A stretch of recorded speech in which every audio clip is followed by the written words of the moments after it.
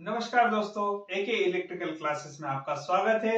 मैं अरुण प्रजापति आपके लिए लाया हूं वेल्डर टेट की क्लासेस। यदि आप हमारे चैनल पर नए हैं तो चैनल को सब्सक्राइब करें और बेल आइकन को प्रेस करें ताकि हमारे हर वीडियो का नोटिफिकेशन आपको मिलता रहे। तो चलिए शुरू करते हैं आज की क्लास। तो आज की क्लास का हमारा पहला क्वेश्चन है, कार्बन आर्क वेल्डिंग CAW में किस प्रकार के इलेक्ट्रोड का उपयोग किया जाता है। पहला एल्यूमिनियम लेपित इलेक्ट्रोड, सेकंड है तांबे से लेपित इलेक्ट्रोड, थर्ड है टंगस्टन इलेक्ट्रोड और फोर्थ है ग्रेफाइट इलेक्ट्रोड। तो हमारे जो कार्बन आर्क वेल्डिंग में इलेक्ट्रोड का उपयोग करते हैं वो किसका करते हैं, ग्रेफाइट इलेक्ट्रोड का उपयोग करते हैं। ग्रेफाइट इलेक्ट्रोड का उपयोग इसलिए करते हैं क्योंकि इसका जो गलनांक होता है वो बहुत उच्च होता है, 3600 डिग्री सेल्सियस तक होता है दोस्तों, है ना। इसलिए हम इसका उपयोग करते हैं कार्बन आर्क वेल्डिंग में।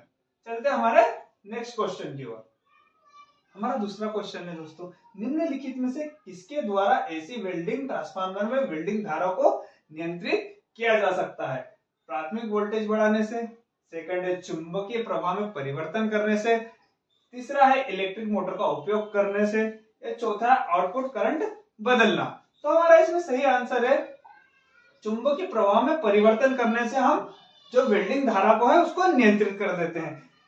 हमारे ट्रांसफार्मर में क्या होता है दोस्तों, हमारे ट्रांसफार्मर में दो कुंडलियां होती है। ये होती है प्राथमिक कुंडली और ये होती है द्वितीय कुंडली। द्वितीय कुंडली मतलब कि सेकेंडरी कॉइल, ठीक है ना। इन दोनों में धारा का प्रवाह कैसे होता है, चुंबकीय क्षेत्र बनता है यहाँ पर, इस कारण इससे धारा का प्रवाह होता है। यदि हम चुंबकीय प्रवाह में परिवर्तन कर देंगे तो दूसरे में वेल्डिंग धारा में अपने आप परिवर्तन हो जाएगा। ठीक है दोस्तों, आपको समझ में आया होगा। चलते हैं हमारे नेक्स्ट क्वेश्चन की ओर। आर्क वेल्डिंग प्रक्रिया में उच्च गुणवत्ता वाला अल्टरनेट आवृत्ति पर कार्य करता है। किस आवृत्ति पर कार्य करता है। पहला है 50 हर्ट्ज, सेकंड है 30 हर्ट्ज, तीसरा है 150 हर्ट्ज, चौथा है 40 हर्ट्ज। जो हमारा अल्टरनेटर होता है दोस्तों वो हमारा 50 हर्ट्ज के आवृत्ति पर कार्य करता है आर्क वेल्डिंग में, ठीक है 50। चलते हमारे नेक्स्ट क्वेश्चन की ओर। हमारा नेक्स्ट क्वेश्चन दोस्तों, किस प्रकार के इलेक्ट्रोड को शीघ्र पिघलने के लिए डिजाइन किया गया है। पहला है तीव्र भरण, सेकंड है तीव्र हिमकरण, चौथा है त्वरित भरण और चौथा है भरण हिमकरण।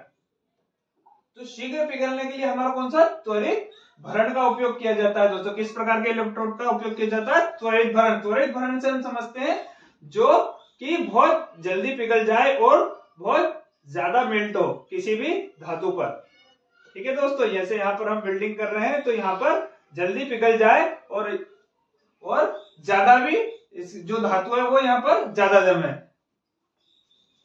ठीक है त्वरित भरण। चलते हैं नेक्स्ट क्वेश्चन दोस्तों, आर्क वेल्डिंग प्रक्रिया में कितनी मात्रा में बिजली ऊष्मा ऊर्जा में परिवर्तित हो जाती है। पहला है 0.25 किलो वाट आवर, सेकंड है 0.75 किलो वाट आवर, थर्ड है 1 किलोवाट आवर और चौथा है 2 किलोवाट आवर। तो हमारा सही आंसर है दोस्तों 1 किलोवाट आवर।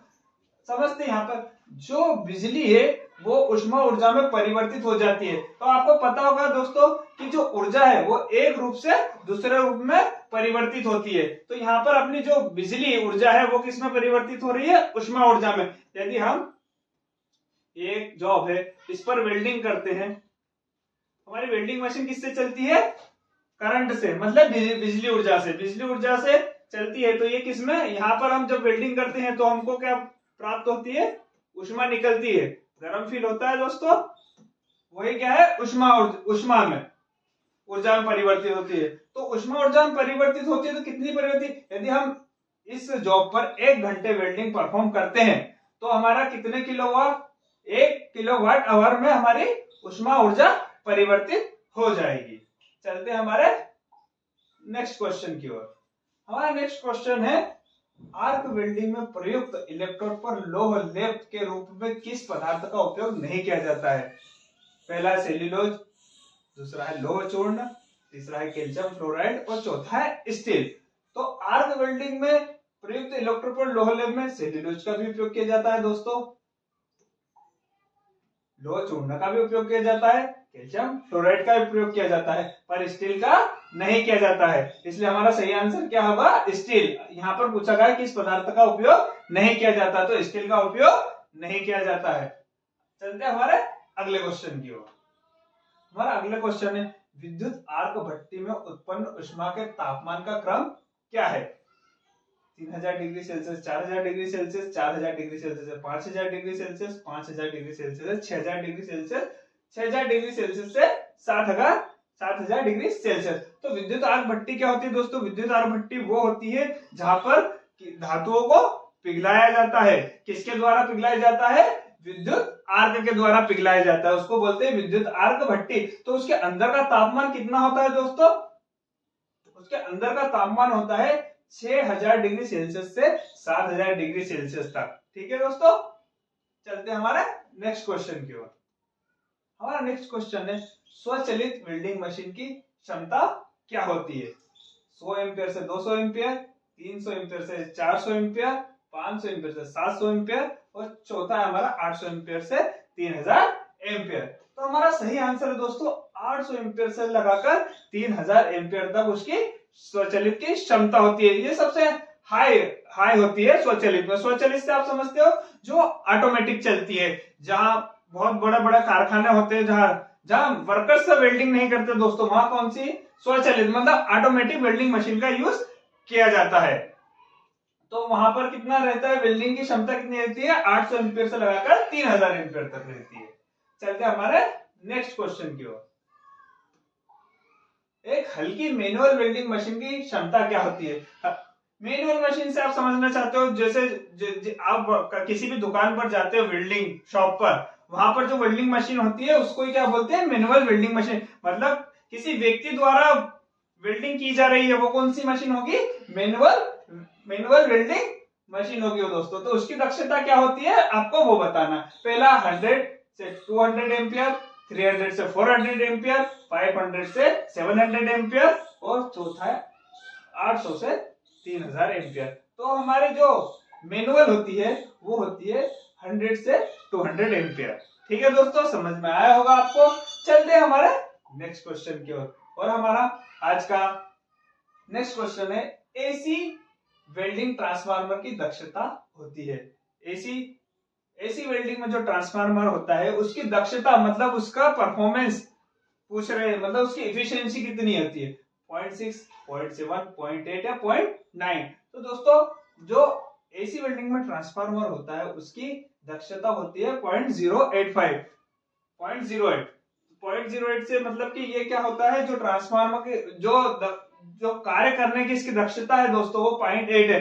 मतलब ये करंट को दोस्तों, जो हम इधर से करंट देते हैं उसको कार्य में परिवर्तित करेगा। वो कितनी इफिशियंसी से करेगा? जैसे हमने यहाँ पर इसको 100% दिया है, पर वो उसको कार्य में कितना कन्वर्ट कर पाएगा दोस्तों? 80 से लगाकर 85% तक उसको कार्य में कन्वर्ट कर पाएगा। ठीक है ना? तो इसकी दक्षता क्या होगी दोस्तों? 0.8 या 0.8 ऐसा हो सकता है, 0.8 से लगाकर 0.85। ठीक है दोस्तों, ये भी ऑप्शन सही है। आपके पास ऑप्शन क्या है? 0.8 है। तो आज की क्लास हम यही समाप्त करते हैं दोस्तों। क्लास अच्छी लगी हो तो वीडियो अच्छी लगी हो तो वीडियो को लाइक करें और चैनल को सब्सक्राइब करें। जय हिंद, जय भारत।